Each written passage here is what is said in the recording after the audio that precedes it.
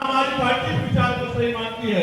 हमारी पार्टी तो इस बात को सही मानती है कि भारतीय संविधान के आने के बाद हर जाति में जिन लोगों ने संघर्ष किया है, पढ़ लिख कर डॉक्टर इंजीनियर IAS IPS वकील जब चिंतक पत्रकार बने हैं, प्रोफेसर बने हैं, व्यापारी बने, वो सब लोग प्रबुद्ध लोग हैं और उन प्रबुद्ध लोगों को अपने बारे में सोचना चाहिए।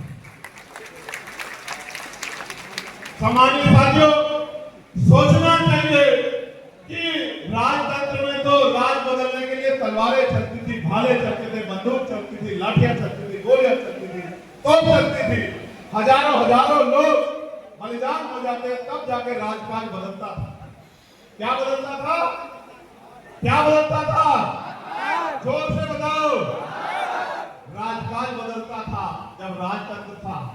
हजारों लोगों की जान जाती थी, हजारों सैनिक चले जाते थे, बहुत सारी बहनें बेवा हो जाती थी, बहुत सारे बच्चे यतीम हो जाते थे, तब राजकाज बदलते थे।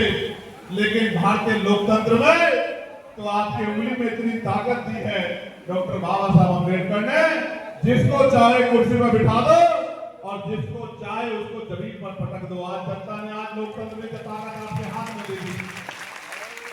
सामान्य साथियों, इसका उदाहरण मैं और कहीं नहीं जाता, इसका उदाहरण मैं खड़ा हूं। आप मुरादाबाद के मंडल के लोगों ने मुझे सड़कों पे आंदोलन करते हुए देखा।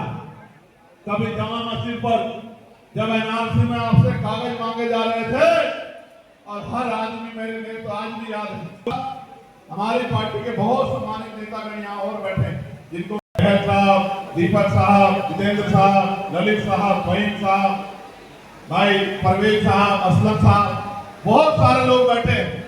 और ये जो तमाम जिनके मैंने नाम लिए हैं, ये वो लोग हैं जिन्होंने दिन रात एक कर दिया नगीना लोकसभा में, और जो आपका साथी सड़कों पे आपकी आवाज उठाते हुए जेल जाता था, मुकदमे झेलता था, उसको वोट की ताकत से लोकसभा का सदस्य बनाकर दिल्ली भेजने का काम किया, आपकी आवाज को मजबूत करने का काम किया। सामान्य साथियों, मेरे आज भी याद है, ये रास्ता कुर्सी के लिए नहीं चुना। अगर कुर्सी के लिए चुना होता तो जो दल स्थापित है उन दलों का हिस्सा बनकर MP MLA बनने की लड़ाई लड़ते हैं, लेकिन ये रास्ता हमने संघर्ष के लिए चुना था। इस संघर्ष के रास्ते में आप सबके सहयोग से ये दिन भी आया कि आपका भाई देश की सबसे बड़ी पंचायत का मेंबर बना। सामान्य साथियों, बात मैं आपको क्यों बता रहा हूं? क्योंकि प्रबुजन सम्मेलन क्यों? ये प्रबुजन सम्मेलन इसलिए है सामान्य साथियों कि आपके हाथ में ताकत है, आप मालिक हो, आप जिसे चाहो उसे ताकतवर बना दो, और अगर मन में ठान लो जिसे चाहो उसे इतना कमजोर बना दो कि वो आपकी तरफ आंख ना उठा सके। ये आपके हाथ में, ये आपके हाथ में, इसमें कोई चोरी नहीं। लेकिन सामान्य साथियों, आप महसूस करके देखो, राजतंत्र में मैंने बताया राज कैसे बदला जाता था, लेकिन लोकतंत्र में जहां उंगली से बटन दबा के, मोहर लगा के आप राज बदल सकते हो, आप बस समझ नहीं पा रहे हो कि राज बदलेगा कैसे। मैं आपको एक उदाहरण बताता हूं। 2022 का चुनाव था और आपने एडी चोटी लगाकर एक गठबंधन को वोट देने का काम किया, और जितना वोट दे सकते थे, आप गवाह है कि 95% वोट एक गठबंधन को आपने देने का काम किया, पूरा वोट आपने को दिया। लेकिन वो गठबंधन 125 सीट पार नहीं कर पाया। आप इस बात को भी भली भांति जानते हैं, मैं गलत तो नहीं कह रहा हूं। अगर आप ये बात समझते हैं तो ये भी समझो कि 1 और 1 2 होते हैं और 2 और 2 4 होते हैं।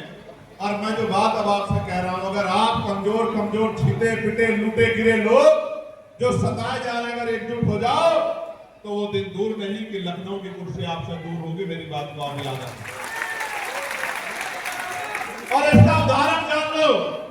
इसके उदाहरण के लिए आपको कोई पन्ना नहीं पलटना, कोई किताब नहीं पढ़नी। इसके उदाहरण के लिए आपको दिल्ली नहीं जाना, लखनऊ नहीं जाना, इसके उदाहरण के लिए 50 किलोमीटर भी नहीं आपका पड़ोसी जिला बिजनौर जाना है और नगीना पहुंच के वहां के लोगों से बात करनी है, तो वो बता देंगे कि हमने कैसे भारतीय जनता पार्टी, NDA और इंडिया के अलायंस को जमीन पर लाकर आजाद समाज पार्टी का एमपी जिताकर दिखाया। यही समीकरण है पूरे पश्चिम में, इसके अलावा कोई समीकरण नहीं है। कोई आपसे कितनी बड़ी बड़ी बातें कर ले, अगर पूरे पश्चिम में कोई समीकरण इधर बनता है तो वो एक ही समीकरण बनता है कि कमजोर वर्ग के लोग, पिटे छिटे लूटे गिरे हुए लोग, सताए हुए लोग, जिनपे बुलडोजर चल रहा है, जिनकी खाल उड़ रही है, जिनके कारोबार लूट लिए गए हैं, जिनको मरने के लिए छोड़ दिया गया, जिनका इनकाउंटर हो रहा है, वो लूटे पिटे छिटे पिटे लोग, गिरे पड़े लोग, एकजुट हो जाओ, भाईचारा बना लो। और फिर मैं जिस दिन भाईचारा बन जाए, गारंटी से कहता हूं इतना गैप हो जाएगा कि आपको कोई शासन प्रशासन भी हरा नहीं पाएगा। मेरी बात को आप याद रखें।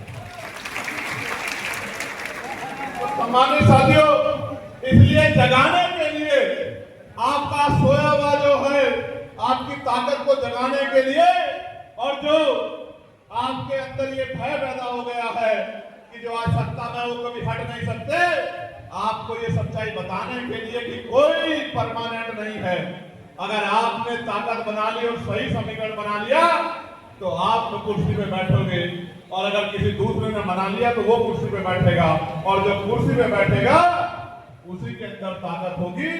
बाकी लोग तो ताकतवर के हिसाब से सिर्फ उस ताकत के नीचे कुचले जाएंगे, उसके अलावा कोई रास्ता नहीं। लेकिन सम्मानित साथियों, हम तो इससे परे भी किसी को कुचलने के लिए कोई आंदोलन नहीं चला रहे हैं। हम तो जिनको कुचला चाह रहे हैं उनको सम्मान का जीवन दिलाने के लिए आंदोलन चला रहे हैं।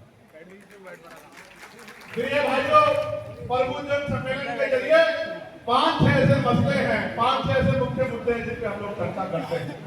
और ये 5-6 मुद्दे मेरे मुद्दे नहीं है, ये उस बड़ी जमात के मुद्दे हैं, उस बड़े समाज के मुद्दे हैं जो आज हाशिए पे है। और एक बार ये उसकी समझ में आ गया तो मैं लिख के देता हूं, तो दूर नहीं है कि भारतीय जनता पार्टी की जमात जब हो जाएगी उत्तर प्रदेश के अंदर। मेरी बात को आप याद रखें।